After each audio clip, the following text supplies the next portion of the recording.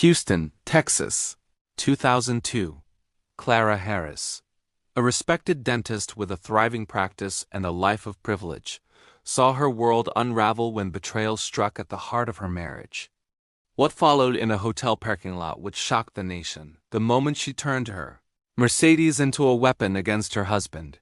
This is the story of one of Texas's most infamous crimes of passion. Clara Suarez, an only child, born in Colombia in 1958. Her father was an electrical engineer who died when she was only 5 years old. From then on, her mother, a seamstress, carried the burden alone, doing everything she could to protect and provide for Clara. Her lifelong dream was to come to the United States, a vision she carried like a promise. Deep down, she believed it was her father's wish for her, a destiny he had hoped she would fulfill. Before we continue, I want to say thank you. Just yesterday, 14 new people subscribed to the channel, and I'm really grateful for that support. At the same time, I've noticed that 94.9% of viewers here aren't subscribed yet. If you're enjoying this story, subscribing is a simple way to stay connected and helps me keep making more videos like this. In her 20s, she immigrated to the United States to build a new life in Texas. Clara Harris worked long hours cleaning houses, saving every cent to earn her U.S. dental certification. Crowned Mrs. Columbia Houston, she was ambitious, elegant, and driven. In 1991, she met David Harris at the Castle Dental Center, a 33-year-old divorced father with a daughter, Lindsay. In 1992, she married orthodontist David at the Nassau Bay Hilton. The couple's dental practice thrived. They owned multiple offices, lived in Friendswood, and enjoyed an upscale lifestyle. 6 years into their marriage, Clara and David welcomed twin sons, Brian and Bradley. They also cared for David's daughter, Lindsay, from a previous marriage. Clara often described their relationship as idyllic, a true partnership built on shared values and a vision for lasting love. She even told friends with pride, "I knew my husband would never fail me." That certainty was what made our marriage so strong. I never doubted him, but by the summer of 2002, cracks began to show. Clara's friends began to notice that David was no longer around as often as he used to be. When they asked, Clara explained that he was out playing golf. But the excuses raised eyebrows. Golf at 10 o'clock at night didn't make sense. David grew distant, pulling away from the family. Clara later reflected. He was retracting from us. He wanted more time alone. He was angry. Yes, there were signs and symptoms there. When Clara confronted David, he admitted to the affair with Gail Bridges. When she pressed him for a reason, his response cut deep. He told her she was overweight and needed a breast augmentation. Devastated, Clara canceled all her dental appointments for the following week and immediately scheduled a consultation with a plastic surgeon. I just want to show you David's to-do list for Clara, meaning all her flaws that justified his affair. David promised Clara he would end the affair with Gail Bridges the following night over dinner at Jerry's Grill and Steakhouse. That would be the 24th of July, but Clara didn't trust him. Determined to know the truth, she hired a private investigator from Blue Moon Investigations. On July 24, 2002, she received the call she dreaded. David was at the Hilton with Gail, the same hotel the couple had been married in on Valentine's Day, 1992.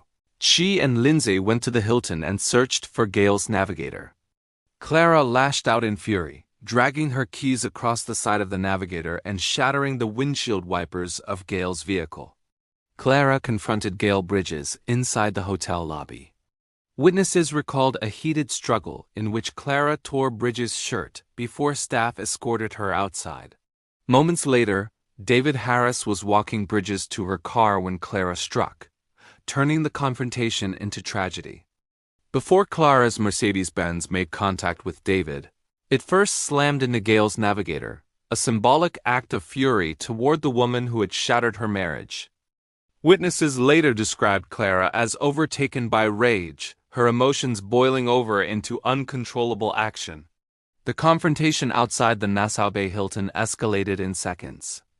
Fueled by betrayal and humiliation, Clara pressed down on the accelerator.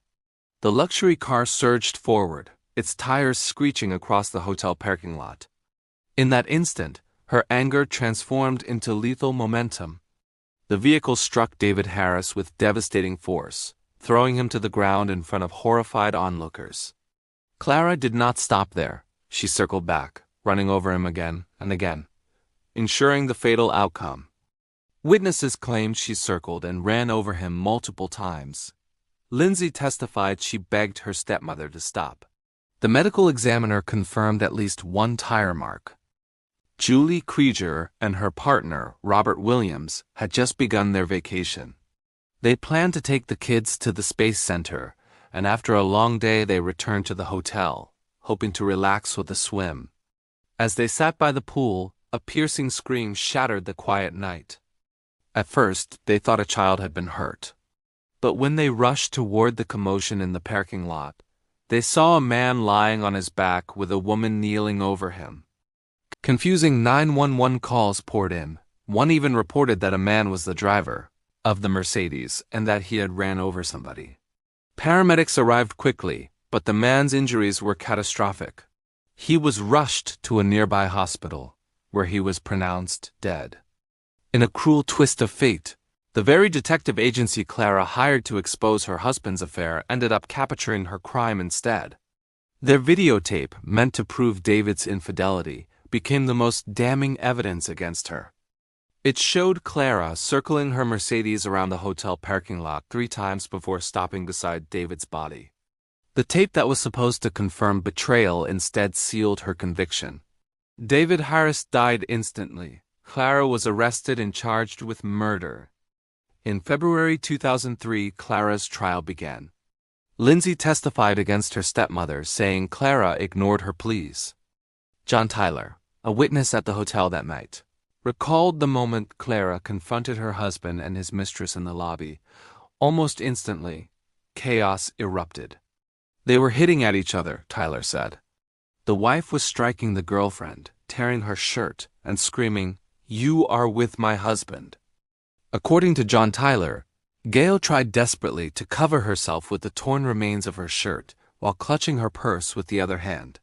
He also recalled that Lindsay, David's daughter, struck her father with a small purse and shouted, "I hate you."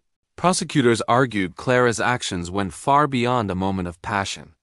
In a police interview, she admitted she wanted to hurt David, a statement that became central to their case. They also stated she turned Het's $70-some-odd thousand vehicle into a 4,000-pound murder weapon.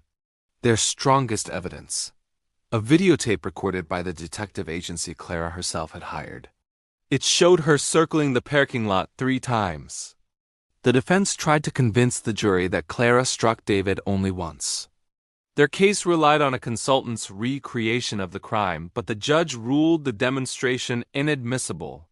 Instead, Clara's attorney described the findings in court, arguing that the turning radius of her Mercedes made it impossible to circle back and hit him again.